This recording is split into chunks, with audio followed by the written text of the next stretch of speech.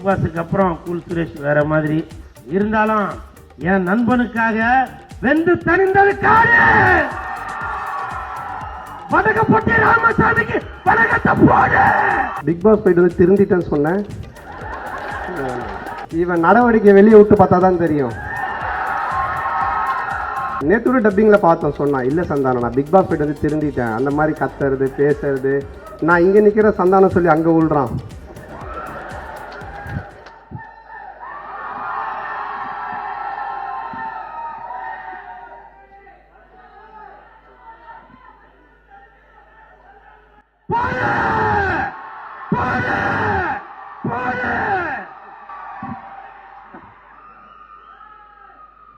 வருகை தந்துள்ள அனைவருக்கும் வணக்கம்.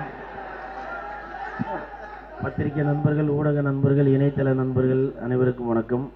எனது அழைப்பை ஏற்று வந்துள்ள சுபாஷ் கரண் சார் அவர்களுக்கும், சின்னத்தம்பி அவர்களுக்கும், கொங்கரத்தி மதிமாமா அவர்களுக்கும் மற்றும் சந்தானத்தின் ரத்தங்களாக இருக்கும்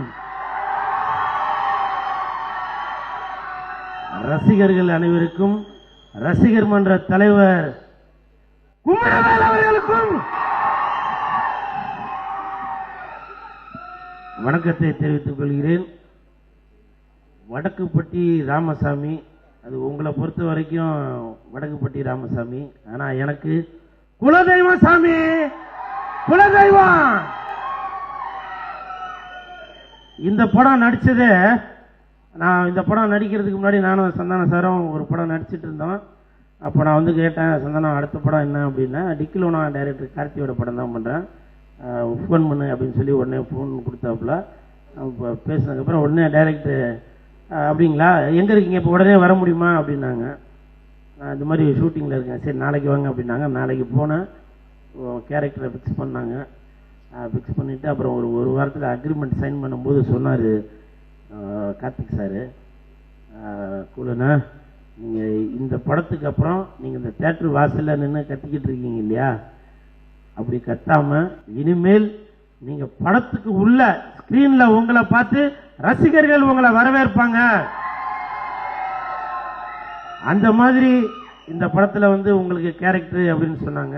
அந்த டைரக்டருக்கும் என் நண்பன் சந்தானம் அவர்களுக்கும்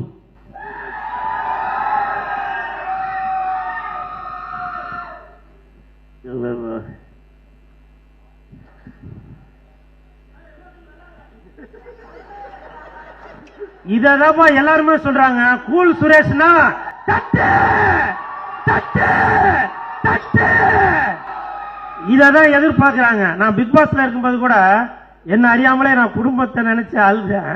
அதை நிறைய பேர் வெளியில சொன்னாங்க, நீங்க அழுவாதீங்க அப்படின்னு சொல்லி. இந்த வாய்ப்பு கொடுத்த இந்த என் நண்பனுக்கும், இயக்குனர் அவர்களுக்கும், நடராஜ் அவர்களுக்கும் நன்றியை தெரிவித்துக் கொள்கிறேன். நான் வந்து ஜாஸ்தி பேச வேணாம் அப்படின்னு பார்க்குறேன். ஏன்னா பிக் பாஸுக்கு அப்புறம் கூல் சுரேஷ் வேற மாதிரி. இப்போ நான் என்ன அறியாமலே ரசிகர்களை பார்த்த உடனே வந்துடுச்சு. இருந்தாலும் என் நண்பனுக்காக வெந்து தணிந்ததுக்காக வடக்கப்பட்டி ராமசாமிக்கு வணக்கத்தை போடு போடு போடு.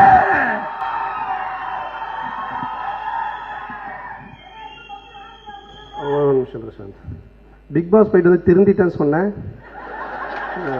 இல்லை அவன்கிட்ட மைக் நீங்கள் வாங்கிக்கிங்க. இல்லை இவன் நடவடிக்கை வெளியே விட்டு பார்த்தா தான் தெரியும். நேற்று கூட டப்பிங்கில் என்கிட்ட சொன்னான், இல்லை சந்தானம், இல்லை நேற்று கூட டப்பிங்கில் பார்த்தோம், சொன்னான் இல்லை சந்தானம் நான் பிக் பாஸ் போயிட்டு வந்து திருந்திட்டேன். அந்த மாதிரி கத்துறது பேசுறது, நான் இங்கே நிற்கிற சந்தானம் சொல்லி அங்கே உள்றான்.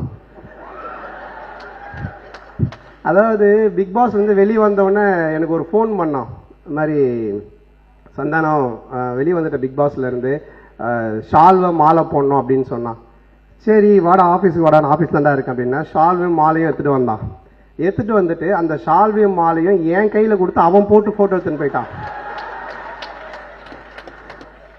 அங்கிருந்து டிஆர் சார் ஃபோன் அடிக்கிறான், சார் வந்துட்டேன் வெளியே அப்படின்னு. அவர் சொல்லுக்குள்ளே அப்படின்னாரு, மாலை சால்வை போடணும்னு அவரும் என்ன மாதிரியே ஏமாந்த வாடா வீட்டுக்கு அங்க போனா அவர் கையில கொடுத்து இவன் போட்டுக்கினான். அதுக்கப்புறம் அந்த மாலையை வித்துட்டு சால்வையும் திருப்பி கொடுத்துட்டு போயிட்டான். ஸோ இந்த கேரக்டர் எழுதும்போது டைரக்டர் சொன்னாரு, இது படத்துல பார்த்துருப்பீங்க, பாடையில படுத்துக்கின்னு வர ஒரு கேரக்டரா தான் இருக்கும். படம் ஃபுல்லாவே பாடையில படுத்துக்கிட்டு அதுல இருந்து ஒருத்தன் பப்ளிசிட்டி தேடுவான், பத்திரிகை எல்லாம் கொடுத்துன்னு ஒன்று பண்ணுவான். ஆனா பாடையில படுத்து ஒரு பப்ளிசிட்டி தேடுற மாதிரி ஒரு கேரக்டர் எழுதியிருக்கேன்னா யாருன்னே பண்ணலாம். நாங்க எதுக்கு யோசிக்கிற, நம்ம கிட்ட தான் இருக்கிறானே ஒருத்தன், அவனை பண்ணுவோன்னு. ஸோ இது வந்து ரொம்ப நல்ல கேரக்டர். ஆனால் ஆஃப்டர் கூல் சொன்ன மாதிரி இந்த படத்துக்கு அப்புறமா கூல் சுரேஷ்க்கு வந்து வேற ஒரு பேர் கிடைக்கும். ஏன்னா காமெடி கொஞ்சம் அவனுடைய போர்ஷன்ஸும் ரொம்ப நல்லாவே ஒர்க் ஆகிருக்கு, ரொம்ப நல்லா பண்ணியிருக்கேன். பட்டு வாழ்த்துக்கள். ஆனால் சொன்ன மாதிரி கொஞ்சம் மாற்றிக்க, ஹீரோவை வேறு நடிக்க போகிறான்னு நினைக்கிறேன். அவங்க ப்ரொடியூசர் அவங்க எல்லாரையும் வேறு கூட்டின்னு வந்துருக்கு. அவங்க பேர் நடுவில் சொன்னால் நீங்கள் கவனிக்கல. என்னுடைய அழைப்பிதழை ஏற்று வந்திருக்கிற அப்படின்லாம் சொன்னான். இங்க நாங்க தான் இவனையே கூப்பிட்டுருக்கோம், இவன் இதுக்கு நடுவில் யாரையும் கூப்பிட்டுருக்கான். ஸோ அந்த மாதிரி. அண்ட் சேசு மாமா, இது வந்து 70 பீரியட் ஃபிலிம். எங்க பார்த்தாலும் அங்க எல்லாத்தையும் பீரியட்ஸ் ஃபிலிமுங்கன்னு ஓகேவா, பயங்கரமா பண்ணியிருக்காரு. இவருக்கும் மாறன் வரலையா, உடம்பு சரியில்லையா? ஸோ மாறன் இவரு தான் காம்போ என் கூட. A1ல நீங்க பார்த்த மாதிரி, அப்புறம் பாரிஸ் ஏரியாவில் பார்த்த மாதிரி இவருடைய போர்ஷன் ஹைலைட்டாக ஒர்க் அவுட் ஆயிருக்கு. இந்த பரதநாட்டியம்லாம் பார்த்துருப்பீங்க, தியேட்டரில் நீங்க கண்டிப்பா விழுந்து சிரிப்பீங்க, அந்த அளவுக்கான ஒரு போர்ஷன்ஸ் ஒர்க் அவுட் ஆயிருக்கு. ரொம்ப நன்றி மாம்ஸ், தேங்க்யூ. புதிய தலைமுறை சேனலை யூடியூப்ல சப்ஸ்கிரைப் பண்ணுங்க. புதிய தலைமுறை சோஷியல் மீடியா ஹேண்டில்ஸ் ஃபாலோ பண்ணுங்க. புதிய தலைமுறை ஆப்பை டவுன்லோட் பண்ணுங்க. டிஜிட்டல் தளங்களில் புதிய தலைமுறை எங்கேயும் எப்போதும்.